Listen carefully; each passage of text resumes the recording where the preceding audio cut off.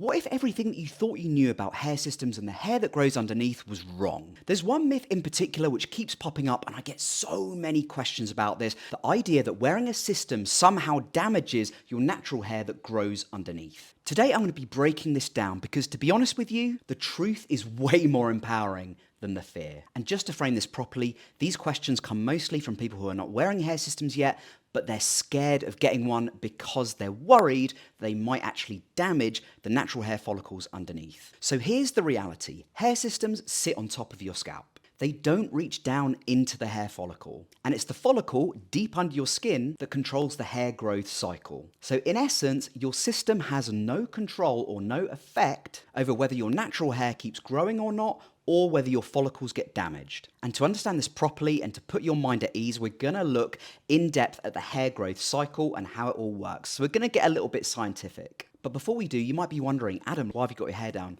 Guys, it's coming into autumn in the UK, and literally my hairstyle matches my mood. I love summer, autumn's okay, but in the UK, it rains a heck of a lot during this season. In fact, funnily enough, it's raining right now. Anyway, back to the hair growth cycle. So first, you've got the anagen phase. This is the growth phase, where the follicle is actually producing new hair. Next, you've got the catagen phase, which is a short transitional phase. And then you have the telogen phase, a resting stage before old hair sheds and new hair grows through. Hair systems don't interrupt any of that. Why? Because they're attached externally, typically with adhesives or tapes which are designed to allow the scalp to breathe. These adhesives don't penetrate into follicles, they just sit on top of your head. They're designed to have more ventilation just to allow that scalp to breathe more. Think about it like a contact lens on your eye. It pretty much operates in the same way, but obviously your eye needs way more regular oxygen than the skin on the top of your head. Now, I've seen hundreds of guys, including myself, who have worn systems for years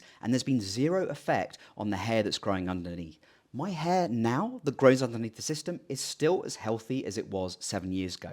I haven't noticed any degradation or loss of quality. Yes, it's slightly thinner, but that's because I experience male pattern baldness. That's just gonna happen. But certainly the glues or the tapes don't damage the follicles. They don't effectively stop your natural hair from growing. Your hair will still push through. And trichologists, so scalp and hair specialists, will tell you exactly the same thing. Hair systems or modern day toupees don't stop hair growth. In a funny kind of way, I wish they would, because it would mean maintenance less often. But the things that genuinely impact the growth of your natural hair underneath are genetics, stress, and poor hygiene. Those can have a genuine impact upon hair growth, and that's pretty much well backed up in the scientific research. But a hair system itself stopping the growth or stunting it or degrading it, no.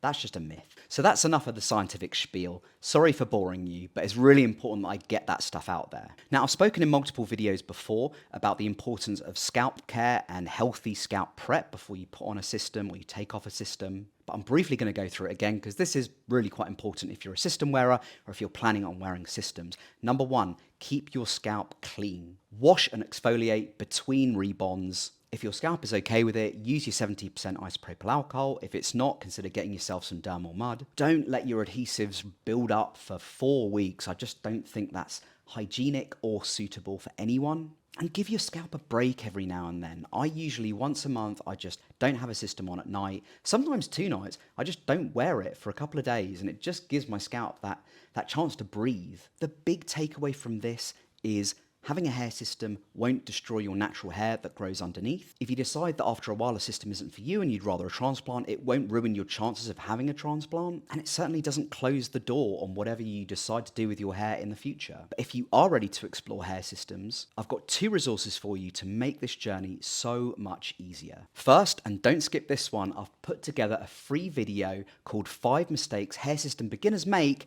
and how to avoid them, because it will save you wasting time, money, and confidence on rookie errors that I made at the beginning of my journey. Honestly, every beginner should watch this video before getting your first system. And you can download that by clicking on the icon that's popping up on the top right of the screen right now. And if you're already past the research stage and you want a system for yourself, or your current one's looking a bit ragged and you want a new one, I have you covered too. LaVivid is one of the top hair system brands in the industry, and I've got a unique 15% discount code just for you guys. Please make sure if you are going to order with them, you use the link in the description box below. It helps support the channel and it helps keep the channel going so I can keep making free content for you guys. I hope for anyone worried about this exact situation which we've been discussing in this video, I hope this has felt a bit relieving and liberating for you. And heck, maybe it's helped you decide to get your first system. I will speak to you in the next one.